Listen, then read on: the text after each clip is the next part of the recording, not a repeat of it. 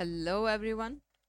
बायोकैशन academy के YouTube channel पे आप सभी लोगों का बहुत बहुत स्वागत है। आज की हमारी जो वीडियो होने वाली है वो एक शुरुआत है पूरी की पूरी इकोलॉजी यूनिट की, क्योंकि इस सीरीज़ में हम इकोलॉजी से जुड़े हुए जितने भी टॉपिक्स हैं जो जेआरएफ एग्ज़ाम्स में आते हैं उन सभी को कवर अप करने वाले हैं। ये बिल्कुल फ्री ऑफ कॉस्ट रहेगा सबके लिए, तो उन बच्चों के लिए बहुत ज़्यादा फ़ायदेमंद है जो महंगी फीसेस जो हैं कोचिंग सेंटर्स की अफोर्ड नहीं कर सकते। उनके लिए ये बहुत अच्छा चांस है। आप यहाँ से अपनी सारी की सारी जितने भी रेफरेंस बुक का नॉलेज है वो ईजिली गेन कर सकते हो।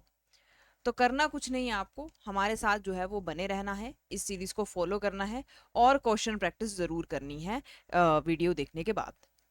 अगर आप मॉलिक्यूलर बायोलॉजी यूनिट है उसको भी कवर अप करना चाहते हैं तो नीचे डिस्क्रिप्शन बॉक्स में आपको लिंक मिल जाएगा। आप मॉलिक्यूलर बायोलॉजी वाली जो यूनिट है उसको भी इसी तरह से कवर अप कर सकते हो। अब हम आगे बढ़ते हैं और जानते हैं इकोलॉजी के बारे में क्या क्या चीज़ें हमें जाननी है आज के लेक्चर में। सबसे पहले देखो, सबसे बड़ा सवाल तो यही सामने आएगा आपके कि व्हाट इज इकोलॉजी। पहले तो आपको ये समझना पड़ेगा इकोलॉजी है क्या चीज। क्या कह रहा है, ecology is the study of relationship among organisms. ठीक है कि ऑर्गेनिजम्स, अब देखो पूरी की पूरी हमारी अपने आसपास देख लीजिए, हम ह्यूमंस रह रहे हैं, वहीं पे डॉग्स रह रहे हैं, वहीं पे पंछी रह रहे हैं या पेड़ रह रहे हैं ना। तो देखो ऑर्गेनिजम्स के बीच में इंटरेक्शन तो हो रही है, एक रिलेशनशिप तो बना हुआ है ना। उसके बाद ये बोल रहा है and between organisms and the physical environment, और उनका जो फिजिकल एनवायरनमेंट है उनके बीच में एक रिलेशनशिप बना हुआ है। राइट, जैसे पेड़ हैं, पेड़ क्या कर रहे हैं, ऑक्सीजन को बाहर निकाल रहे हैं, उसी ऑक्सीजन को हम इनहेल कर ले रहे हैं। कहने का मतलब ये है कि हमारा और पेड़ों का एक रिलेशनशिप तो बना हुआ है। उसी तरह से उसके बाद क्या कह रहा है, these relationship influence many aspects of natural world including the distribution and abundance of organism। अब कहता है कि यही जो रिलेशनशिप है ना, जो नेचुरल वर्ल्ड के साथ हमारा बना हुआ है, इसकी वजह से ही है ना, जहाँ पे देखो अच्छा पेड़ पौधे पानी झीलें ये सब कुछ होगा, वहाँ पे स्पीशीज के मिलने के चांसेस ज़्यादा हैं। वहीं पर अगर आप कोई डेजर्ट का एग्जाम्पल ले लो, वहां पे पानी की अवेलेबिलिटी कम है, पेड़ पौधे कम है, खाना कम है, तो इस वजह से वहां पे स्पीशीज का मिलना भी रेयर होता है। कहने का मतलब ये है कि हमारा जो फिजिकल एनवायरनमेंट है ना, हमारा जो नेचुरल एनवायरनमेंट है, उस वो बहुत ज़्यादा प्रभाव डालता है कि ऑर्गेनिजम्स की डिस्ट्रीब्यूशन कैसी मिलेगी, अबंडेंस ज़्यादा कहाँ मिलेगी। राइट, कह रहा है the variety of species living together in a place and the transformation and the flow of energy in nature. तो ये बहुत सारी चीज़ों को अफेक्ट करता है कि बहुत सारी स्पीशीज जो है वो एक ही जगह पे मिलके रह रही है क्योंकि वहाँ पे रिसोर्सेज ज़्यादा है ना। उसी तरह से फ्लो ऑफ एनर्जी जो है वो नेचर में बना रहता है। ठीक है, आपने 10% लॉ के बारे में पढ़ा होगा, अगर नहीं पढ़ा है तो आगे हम पढ़ने वाले हैं सब कुछ, उसके लिए आप घबराइए मत। 0 to 100% आपको यहाँ पे टीच किया जाएगा, वो भी बिल्कुल फ्री ऑफ कॉस्ट।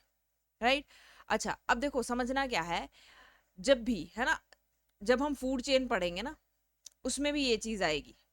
जैसे मान लो कि सबसे पहले प्रोड्यूसर्स आए, यानी कि पेड़ पौधे, पेड़ पौधों को किसने खा लिया, हम जैसे ह्यूमंस हैं वो डायरेक्ट पेड़ों को कंज्यूम कर सकते हैं, है ना, प्लांट्स को कंज्यूम कर सकते हैं। उसी तरह से जो रुमिनेंट्स होते हैं, गाय वगैरह होगी, वो सीधा घास खा रही हैं। उसी तरह से फिर हमने क्या किया, उन जो आपके रुमिनेंट्स वगैरह थे उनको किसने कंज्यूम किया, जैसे टाइगर लॉइन ये वाले जो सेकेंडरी कंज्यूमर्स होते हैं आपके। ठीक है, तो ये क्या है, ये एक तरह से पूरी चेन चली हुई है, और जितनी एनर्जी थी ना वो 10% हर लेवल में, नेक्स्ट लेवल में चली जाती है। इसी को 10% लॉ कहा जाता है। मैंने अभी बिल्कुल हल्का हल्का जो है वो आपके नॉलेज के लिए अभी समझा दिया है, वरना ये अच्छा कॉन्सेप्ट है, डीप कॉन्सेप्ट है, इसको हम आगे आने वाले लेक्चर्स में समझेंगे। तो कहने का मतलब ये है कि ये पूरा का पूरा रिलेशनशिप जो है ना वो on the basis of flow of energy, जो नेचर में ये फ्लो ऑफ एनर्जी है ये बना रहे, इसके बेसिस पे ये पूरा का पूरा रिलेशनशिप जो है वो बना होता है।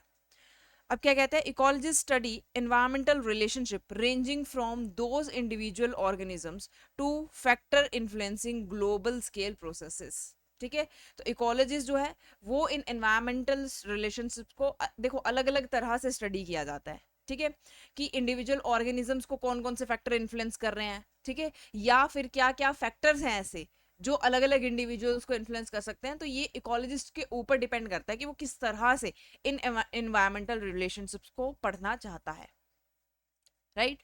उसके बाद क्या कहा है, physiological ecologist have emphasize the evolution, ठीक है, तो उन्होंने एवोल्यूशन के ऊपर काम किया है। क्या होता है evolution? A process by which populations change over time. ये कहता है एवोल्यूशन एक ऐसा प्रोसेस है जिसमें टाइम के साथ साथ, है ना, एक पर्टिकुलर जगह पे रहने वाली जो पॉपुलेशन है उसमें चेंजेस देखे जाते हैं। फॉर एग्जाम्पल, जैसे आज से अगर कोविड से पहले का टाइम ले लो, कोविड से पहले का टाइम हमारी दुनिया के लिए ऐसा था जिसमें कि लोग जो है वो इतने ज़्यादा हेल्थ कॉन्शियस नहीं थे, ठीक है। अब देखो कुछ लोग हेल्थ कॉन्शियस हो सकते हैं, लेकिन अगर मैं कहूँ तो बिल्कुल निचले स्तर पर जो लोग थे वो इतने हेल्थ कॉन्शियस नहीं थे, राइट। लेकिन जब कोविड आया तो सबको एक नॉलेज मिल गई, है ना। तो कहने का मतलब क्या है, सबने जो है वो अपने अंदर एक चेंज अडेप्ट किया कि हमें मास्क लगाना पड़ेगा, हमें भीड़ भड़के वाले इलाकों से जो है वो बचना है। आज भी कुछ लोग जो हैं वो भीड़ भड़के वाले इलाकों को अवॉइड कर रहे हैं क्योंकि एक एवोल्यूशन की वजह से एक चेंज आ गया है लोगों में, राइट। तो अगर आज से 10-20 साल पहले की अर्थ आप देखेंगे तो अलग होगी, आज से 10-20 साल बाद जब देखोगे तब भी अर्थ जो है वो अलग होगी। कहने का मतलब ये है कि विद टाइम पॉपुलेशन जो है वो चेंज होती रहती है, इसी को एवोल्यूशन कहा जाता है, राइट।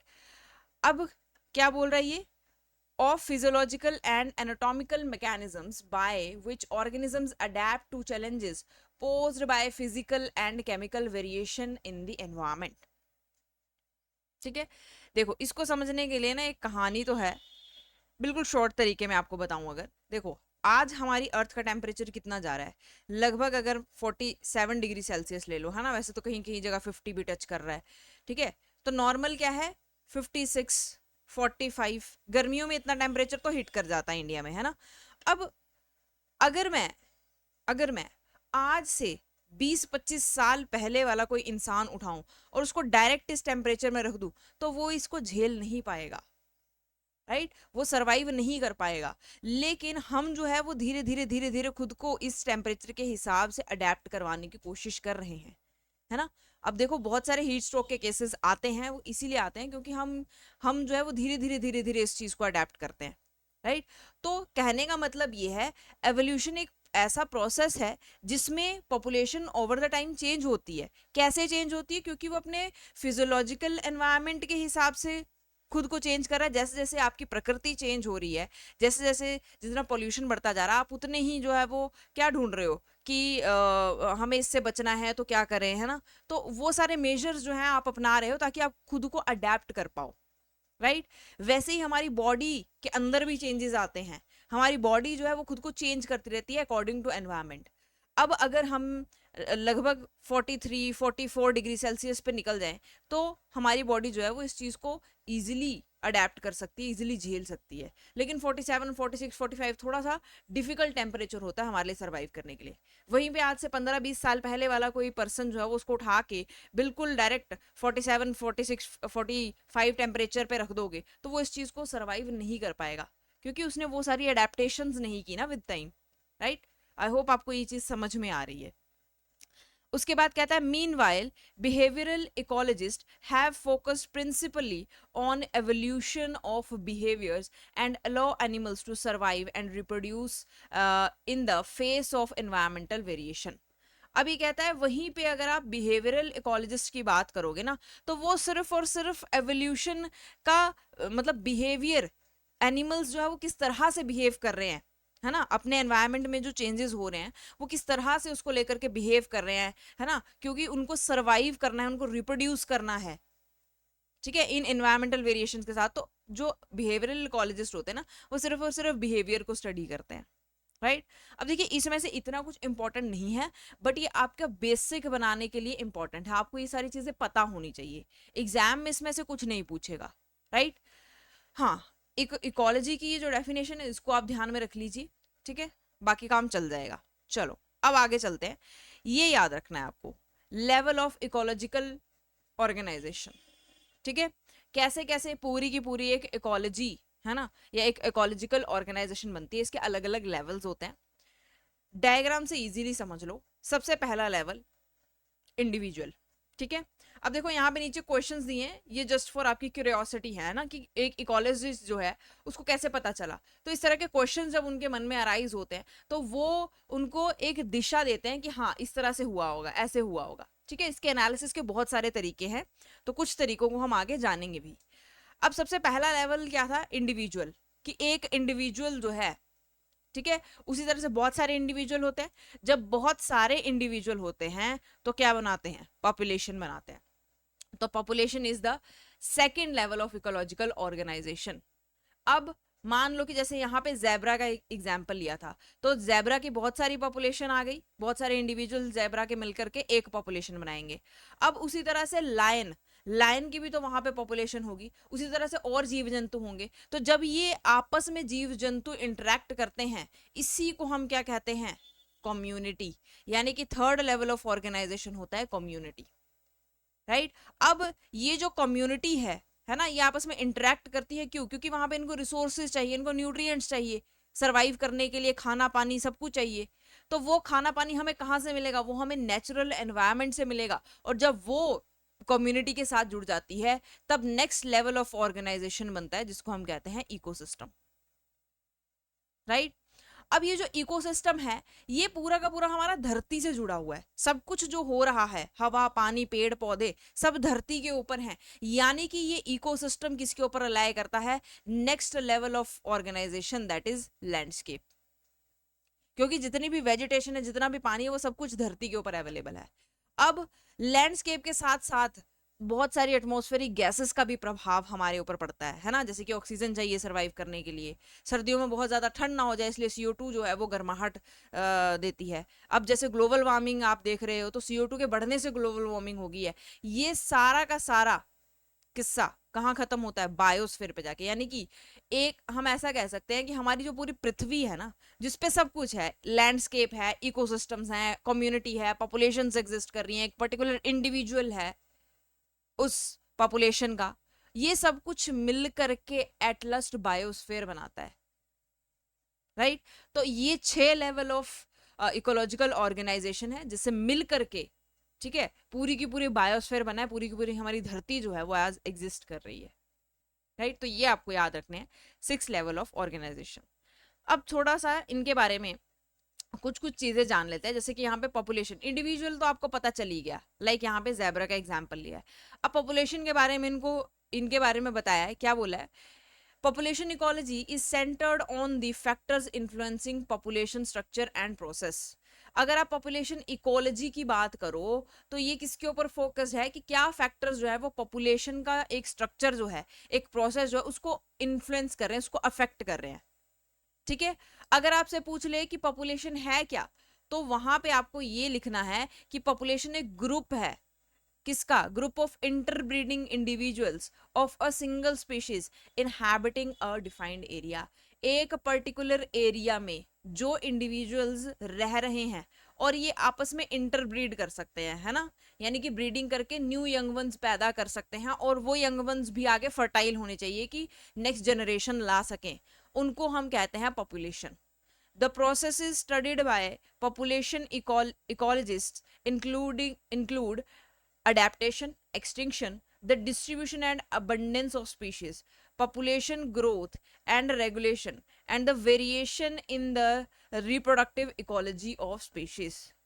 अब ये कहता है कि जो पॉपुलेशन इकोलॉजिस्ट हैं वो क्या क्या प्रोसेसेस जो हैं वो स्टडी करते हैं, उनके बारे में थोड़ा सा बताया है। जैसे कि वो अडेप्टेशन के बारे में स्टडी कर लेते हैं, है ना, कि कैसे कोई ऑर्गेनिज्म अडेप्ट कर पा रहा है। एक्सटिंक्शन, कैसे अभी जितनी भी हमारी स्पीशीज जो है वो एक्सटिंक्ट हो रही हैं या होती हैं या हुई हैं, उनके रीजंस ढूंढना। उसके बाद कैसे डिस्ट्रीब्यूशन हुई है ना, एक पर्टिकुलर एरिया पे ही ज़्यादा अमाउंट ऑफ स्पीशीज क्यों मिल रही हैं, अंटार्कटिका डेजर्ट जैसे एरियाज जो हैं वहाँ पे distribution and abundance of species क्यों नहीं है। तो उसका आंसर भी आप लोगों को पता है कि वहाँ पे पेड़ पौधे और रिसोर्सेज की कमी है, राइट। उसके बाद जैसे कि पॉपुलेशन ग्रोथ, जैसे कि चाइना इंडिया, इनमें इतना जल्दी पॉपुलेशन ग्रोथ कैसे आ रहा है, कैसे उनको कंट्रोल करना है ना। तो वो सारी चीज़ें जो हैं वो कौन पढ़ते हैं, पॉपुलेशन इकोलॉजिस्ट, जिनका मेन मुद्दा होता है पॉपुलेशन को ऑब्जर्व करना, राइट। उसी तरह से उसके बाद क्या आ गया, कम्युनिटी। कम्युनिटी का मतलब क्या होता है, is an association of interacting species. कहने का मतलब ये है, जैसे यहाँ पे एग्जाम्पल में आप देख लो कि ये है लायन, अब ये किसको खाएगा, जैबरा, डेयर, है ना, इस तरह के जो इसके जो शिकार हैं ये उनके साथ इंटरेक्ट करेगा। कहने का मतलब ये है कम्युनिटी वही कहलाएगी जहां पे स्पीशीज आपस में इंटरेक्ट करती हैं, डिफरेंट स्पीशीज। ठीक है, अब अगर जैबरा और जैबरा आपस में इंटरेक्ट करे तो ये कोई कम्युनिटी नहीं है ना, या इंटरेक्टिंग स्पीशीज नहीं है, क्योंकि ये सारी एक ही स्पीशीज हुई ना। एक स्पीशीज जब दूसरे के साथ इंटरेक्ट कर रही है for the resources, for the food, किसी भी चीज के लिए, उसको हम कहते हैं community. Ecologists who study interactions between species have often emphasized the evolutionary effects of the interaction on the species involved. Right, तो जो इकोलॉजिस्ट इंटरेक्शंस को स्टडी करते हैं उनका मेन काम क्या है, एवोल्यूशनरी इफेक्ट देखना, है ना, कि कैसे कैसे इंटरेक्शंस जो हैं वो चेंज हुई हैं, जैसे जैसे स्पीशीज जो हैं वो खुद को इवॉल्व कर रही हैं, कौन कौन सी स्पीशीज उसमें इन्वॉल्व है जिनकी वजह से चेंजेस आते हैं, बहुत सारी चीजें होती हैं। राइट, अब यहाँ पे देखो इस स्लाइड से आपको क्या याद रखना है, सिर्फ और सिर्फ लेवल ऑफ ऑर्गेनाइजेशन कौन कौन से होते हैं। इंडिविजुअल के बहुत सारे इंडिविजुअल मिलने से पॉपुलेशन बनती है, पॉपुलेशंस अलग अलग स्पीशीज जब आपस में इंटरेक्ट करती है कम्युनिटी बनती है। कम्युनिटी कहाँ रिलाई करती है, इकोसिस्टम पे, क्योंकि सारा नेचुरल एनवायरनमेंट वगैरह जो भी रिसोर्सेज हैं वो इकोसिस्टम से मिलेंगे। इकोसिस्टम किसके ऊपर पनपता है, लैंडस्केप के ऊपर, और जब ये सारी चीजें आपस में मिल जाती हैं तो बायोस्फीयर बनता है। राइट, तो ये 6 लेवल ऑफ ऑर्गेनाइजेशन आपको याद रखने हैं। उसके बाद हम इकोसिस्टम की बात करते हैं कि एक इकोसिस्टम होता क्या है। An ecosystem is a biological community together with its associated physical and chemical environment.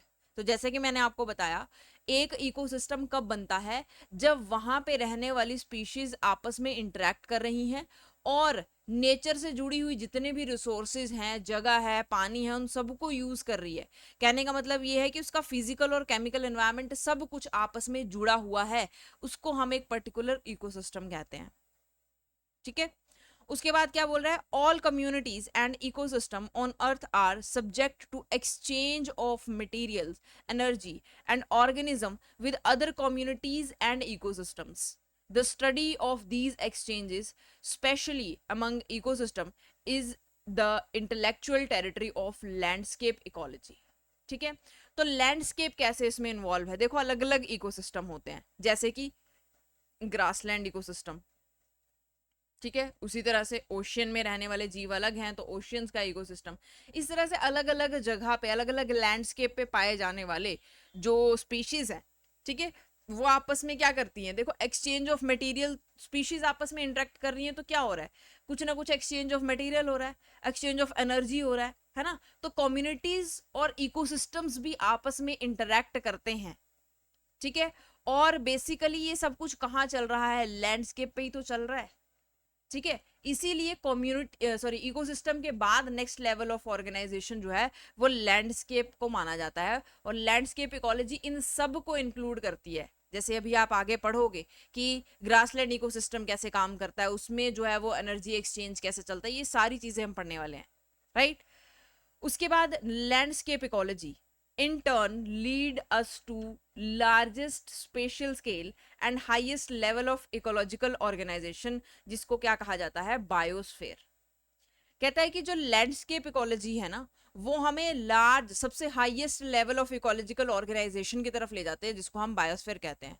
अगर आपसे कोई पूछ ले बायोस्फीयर क्या है, तो आप कहना the portions of earth that support life including the land, water and atmosphere, जिसमें सब कुछ आ जाता है, लैंड आ गया, वाटर आ गया, एटमोसफेयर आ गया, ये तीनों चीजें अर्थ के ऊपर लाइफ को सपोर्ट करती हैं। और जब ये तीनों चीजें मिलकर के काम करती हैं, है ना, या मिलकर के इनको हमें बताना हो किसी को, तो हम क्या कहते हैं, इसको बायोस्फीयर कहते हैं।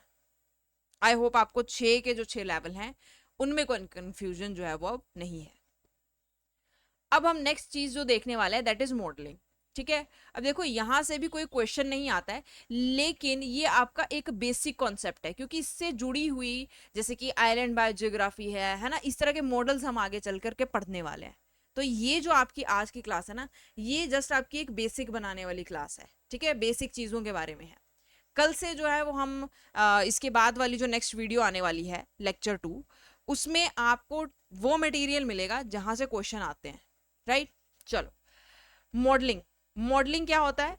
Is the creation and analysis of representations of data and idea to provide insight और make prediction।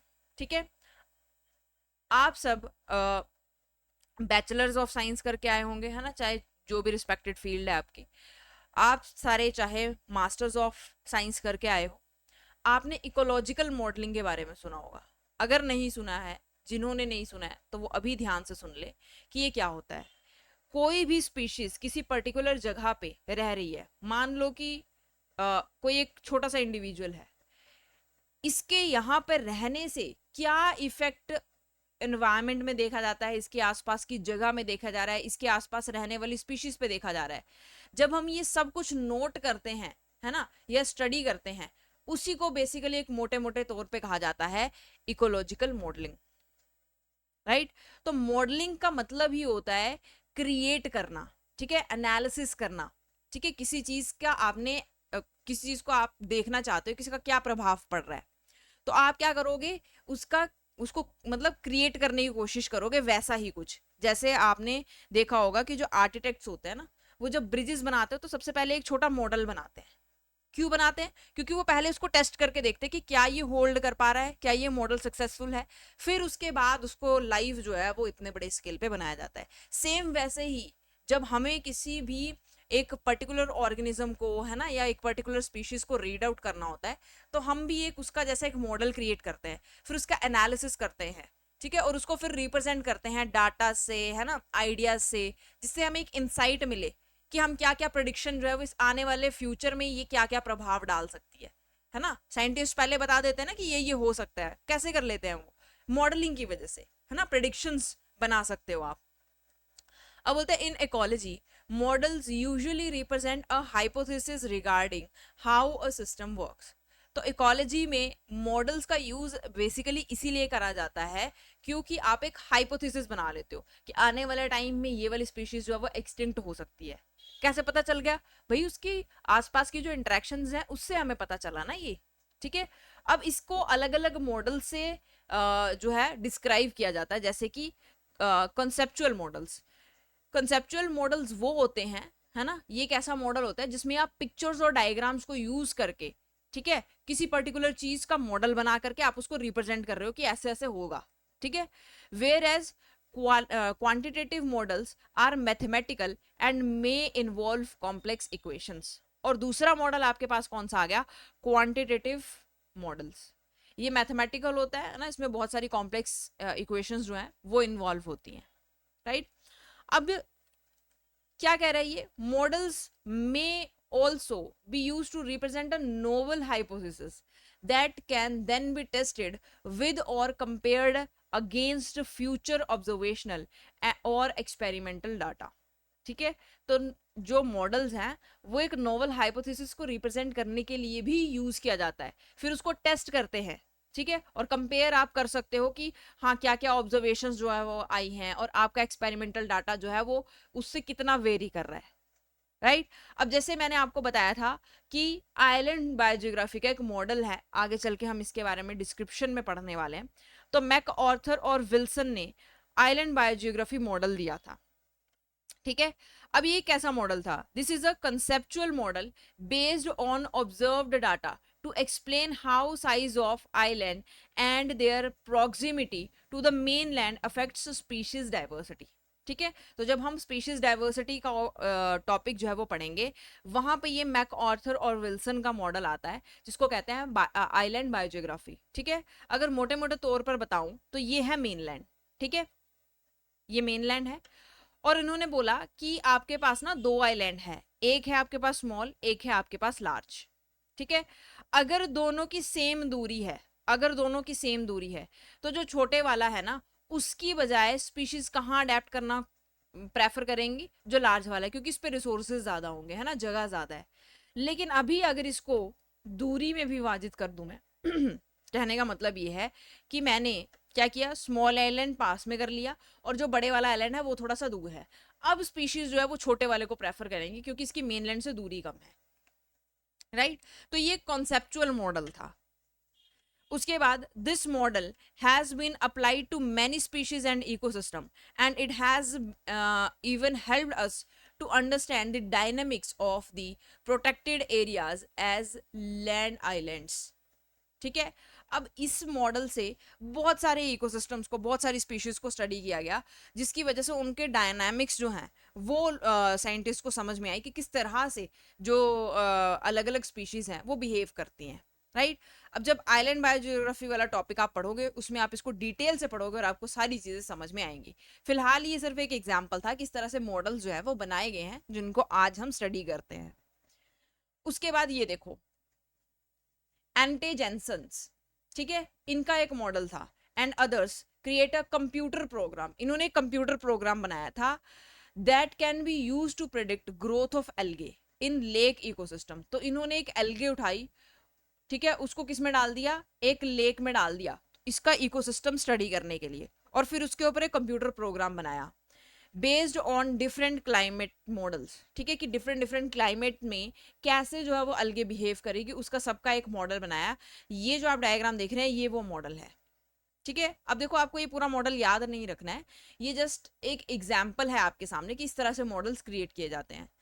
अब क्या किया, Jensen's model include multiple ecological feedbacks that affect algal growth in deep lakes. तो इससे जेंसन्स मॉडल से क्या देखने को मिला कि बहुत सारे इकोलॉजिकल फीडबैक्स मिले जो कि अफेक्ट कर रहे थे अलगे की ग्रोथ को, है ना। बहुत सारे पानी के अंदर जो थे बहुत सारे फैक्टर्स ऐसे थे जो उसकी ग्रोथ को अफेक्ट कर रहे थे, making it possible to quantify how the lake will respond to different nutrient levels under climate warming।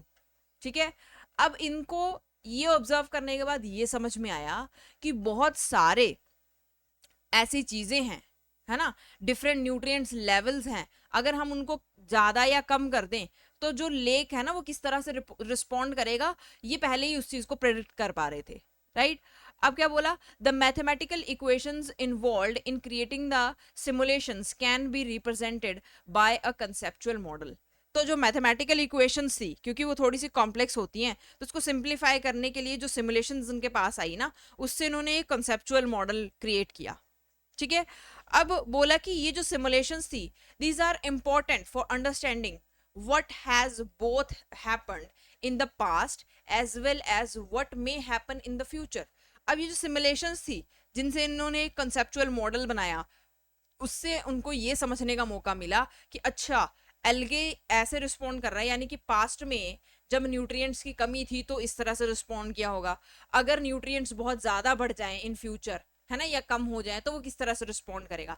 यानी कि कहने का मतलब ये है मोटा मोटा कि एक तरह से देखो ये जो एरो दिखाए हुए हैं ना ये एक्चुअली में फ्लो ऑफ एनर्जी है। ठीक है। अगर जैसे मैं एग्जांपल के तौर पे ले लूँ, जैसे ये प्रेडेटरी फिश है तो फ्लो ऑफ एनर्जी का मतलब क्या है कि जो प्लांट ईटिंग फिश है ये इनको कंज्यूम कर सकती हैं, है ना, प्रेडेटरी फिश इनको खा सकती हैं। प्रेडेटरी फिश और किसको खा सकती हैं, एल्गे ईटिंग फिशेस को, और जूप्लैंक्टन ईटिंग फिशेस को, तो स्मॉल फिशेस को ये खा सकती है। तो इस तरह से ये एक्चुअली में जो एरोस दिखा रखे हैं ना ये आपका फ्लो ऑफ एनर्जी है। राइट। अब ये जो सिमुलेशंस इनको मिली इसकी वजह से वो इनका पास्ट निकाल पाए कि पास्ट में क्या क्या हुआ होगा और फ्यूचर में क्या क्या हो सकता है उसके बारे में प्रिडिक्शंस दे पाए। ठीक है। तो आज हम जो पढ़ते हैं ना कि जुरासिक पार्क में ऐसे हुआ होगा, हमारी धरती ऐसे बनी होगी, वो इन्हीं सिमुलेशंस की बदौलत है। राइट। तो इकोलॉजी इतनी इंपॉर्टेंट है। अब देखो एक और एग्जाम्पल इन्होंने बहुत अच्छे से दिया हुआ है, क्लाइमेटिक एंड इकोलॉजिकल चेंजेस, है ना, पास्ट और फ्यूचर के बारे में। अब यहां पे देखो क्या बोल रहा है, the earth and its life are always changing. जैसे कि मैंने आपको बताया अर्थ और इसके ऊपर रहने वाले, इसके ऊपर पनपने वाले जो जीव जंतु है ना ये हमेशा चेंज होते रहते हैं, ये हमेशा चेंज करते रहते हैं खुद को। ठीक है। जैसे कि अभी हम किस में है, करंट हम 6th मास एक्सटिंक्शन में है ना, और ये बहुत तेजी से हमारी तरफ बढ़ रहा है, यानी कि पृथ्वी एक बार फिर डिस्ट्रॉय होगी और फिर इसके ऊपर लाइफ जो है वो दोबारा पनपेगी। अब देखना ये है, ठीक है, खैर हम तो होंगे ही नहीं, देखना ये है पृथ्वी को कि अब इसके ऊपर कैसी लाइफ फॉर्म जो है वो आएगी, क्योंकि हमारे से पहले भी जो मास एक्सटिंक्शंस है वो हो चुके हैं, है ना, बहुत सारे। तो जब हम एवोल्यूशन जो है वो पढ़ेंगे तो उसमें ये सारी चीजें हम कवर अप करने वाले हैं। तो कहने का मतलब ये है, जैसे जुरासिक पार्क का एग्जाम्पल ले लो, अब इसमें बहुत बड़े बड़े जीव जंतु थे, है ना, फिर वो मरे, उसके बाद हम जैसे ह्यूमंस जो है वो आए, ठीक है। तो ये जो अर्थ के ऊपर लाइफ है ये हमेशा चेंज होती रहती है। चलो अब ये जो आप यहाँ पे डायग्राम देख रहे हो ना, ये एक एग्जाम्पल है, ठीक है। इस एग्जाम्पल को पढ़ते जाते हैं और फिर समझते जाते हैं कि क्या से क्या हुआ। चलिए क्या कह रहा है, some of the pollen produced by plants that live near a lake falls on the lake surface, sinks and becomes trapped in lake sediments। तो ये इन्होंने एक बहुत पहले की एक एक्सपेरिमेंट किया गया था, उसका एक छोटा सा आपको भाग उठा करके यहाँ पे एक्सप्लेन करने की कोशिश की जा रही है कि क्या हुआ कुछ साल पहले, है ना, बहुत साल पहले क्या हुआ, कुछ पोलन्स जो थे उन प्लांट्स ने वो प्रोड्यूस किए, और वो एक लेक के नियर, ठीक है, एक छोटी सी लेक थी इस तरह की, है ना, इसके आसपास ये पौधे थे, इन्होंने पोलन्स प्रोड्यूस किए, पोलन्स कहाँ गिर गए, नीचे गिर गए। तो वो पोलन्स के ऊपर क्या है, परत के ऊपर परत, है ना, जो है वो आती रही आती रही आती रही मिट्टी की, और ये जो पोलन्स जो है वो किस में तब्दील हो गए, सेडिमेंट्स में तब्दील हो गए, सेडिमेंट में ट्रैप हो गए। अब बोल रहे हैं as lake sediments build up over the centuries, ठीक है, बहुत सारी सेंचुरीज निकल गई और लेक सेडिमेंट्स उसके ऊपर बनती गई बनती गई बनती गई। This pollen is preserved and forms a historical record of the kind of plants that lived near by, ठीक है। तो अब ये पोलन जो है वो उसके अंदर प्रिजर्व हो गया और ये एक हिस्टोरिकल रिकॉर्ड बन गया कि बहुत साल बाद, अब देखो वो बहुत साल पहले वहां पे गिरा होगा, तो मान लो कि आज, है ना, कोई 100 साल बाद या 1000 साल बाद किसी ने उस पोलन को निकाला, तो इस पोलन का एनालिसिस करने के बाद साइंटिस्ट को पता चल सकता है ना कि उस टाइम पे किस तरह के ट्रीज एग्जिस्ट करते थे, ठीक है। उसके बाद क्या बोला, as the lake side vegetation changes the mix of pollen preserved in lake sedimentation also change. अब बोल रहा है कि जैसे जैसे ओवर द टाइम जो लेक के आसपास का वेजिटेशन था वो चेंज हुआ, तो मिक्स ऑफ पोलन जो है वो प्रिजर्व होना शुरू हो गए लेक सेडिमेंट में। तो यानी कि जो लेक्स के सेडिमेंट थे, है ना, पहले जो पोलन्स थे अब उसमें और भी ज्यादा पोलन्स मिक्सअप होना शुरू हो गए, तो मिक्स टाइप के सेडिमेंट्स आपको मिलना शुरू हुए, ठीक है। अब जैसे एग्जाम्पल के तौर पे यहाँ पे इन्होंने बताया कि पोलन फ्रॉम स्प्रूस ट्री, ठीक है, जिसको पिसिया स्पीशीज का कहा जाता है, first appears in lake sediment about 12,000 years ago, ठीक है। तो 12,000 साल पहले का, ठीक है, एक पोलन जो है स्प्रूस ट्रीज का वो लेक सेडिमेंट्स में पाया गया था, ठीक है। तो इसका जब एनालिसिस किया तो साइंटिस्ट को पता चला कि अच्छा ये वाले जो पेड़ हैं वो आज से 12,000 साल पहले यहाँ पे, ठीक है, इस धरती पे एग्जिस्ट करते थे। देन पोलन फ्रॉम बीच, उसके बाद बीच जिसको हम क्या कहते हैं, फैगस ग्रैंडिफोलिया, ठीक है, ये एक ट्री है, occurs in the sediments beginning about 8,000 years ago, ठीक है। तो 8,000 आज से 8,000 साल पहले ये वाला जो पौधा है ना, वो उस लेक के आसपास जो है वो एग्जिस्ट करता होगा, तभी इसका पोलन जो है वो साइंटिस्ट को मिला। उसके बाद chestnut pollens do not appear in the sediments until about 2,000 years ago, ठीक है। तो बहुत साल पुराना चेस्टनट का पोलन देखने को नहीं मिला साइंटिस्ट को, ठीक है। लगभग आज से 2000 साल पहले तक का जब उन्होंने कार्बन डेटिंग वगैरह जिस भी तरीके से फाइंड आउट किया होगा, तो उनको 2000 साल पहले वाला जो पोलन है वो चेस्टनट का मिला। अब हुआ क्या, the pollen from all 3 tree species continues in sediment record until about 1920 when chestnut blight killed most of the chestnut trees in the vicinity of the lake, ठीक है। तो 1920 तक ये रिकॉर्ड जो है सेडिमेंट का वो चला, लेकिन फिर क्या हुआ, चेस्टनट ब्लाइट आ गया, है ना, एक घातक क्या कह सकते हैं बीमारी आ गई जो फैल गई, जिसने चेस्टनट ट्री की जो पैदावार है उसको खत्म कर दिया, लेक के आसपास जो चेस्टनट है वो मिलना बंद हो गए। Thus, the pollen preserved in the sediments of the lake can be used to reconstruct the history of the vegetation in that area. तो कैसे पता चला कि आज से इतने साल पहले ये सारे ट्रीज जो है वो वहां पे एग्जिस्ट करते थे, या चेस्टनट जो है वो भी एग्जिस्ट करता था। तो वो पोलन जो सेडिमेंट्स में रह गया था उससे साइंटिस्ट ने पता किया कि आज से इतने साल पहले वहां पे चेस्टनट थे, लेकिन फिर वहां पे चेस्टनट ब्लाइट आया जिसकी वजह से सारे चेस्टनट ट्रीज जो हैं वो लेक के आसपास से खत्म हो गए। उसके बाद as climate changes plant population simultaneously change their graphic geographic distribution and undergo the evolutionary process of adaptation which increases their ability to live in the new climate regime। ठीक है, अभी बोल रहे हैं कि जैसे जैसे धरती का क्लाइमेट जो है ना वो चेंज करता रहता है। ठीक है, अब देखो ऐसा नहीं था कि पहले तो अगर आप पिछले जुरासिक पार्क वाले टाइम पे चले जाएं, है ना, उस टाइम पे तो देखो इतना ज़्यादा कोई कार्बन का एमिशन नहीं हो रहा था, लेकिन उस टाइम पे तब भी क्लाइमेट जो है वो चेंज हो रहा था। तो ये चेंज एक ऐसा प्रोसेस है जो पृथ्वी का सत्य है कि चेंज तो होना ही होना है, राइट। अब क्या बोला कि जो प्लांट पॉपुलेशन थी ना वो क्योंकि क्लाइमेट चेंज कर रहा था तो प्लांट पॉपुलेशन भी खुद को चेंज करती रहती है जियोग्राफिक डिस्ट्रीब्यूशन के हिसाब से।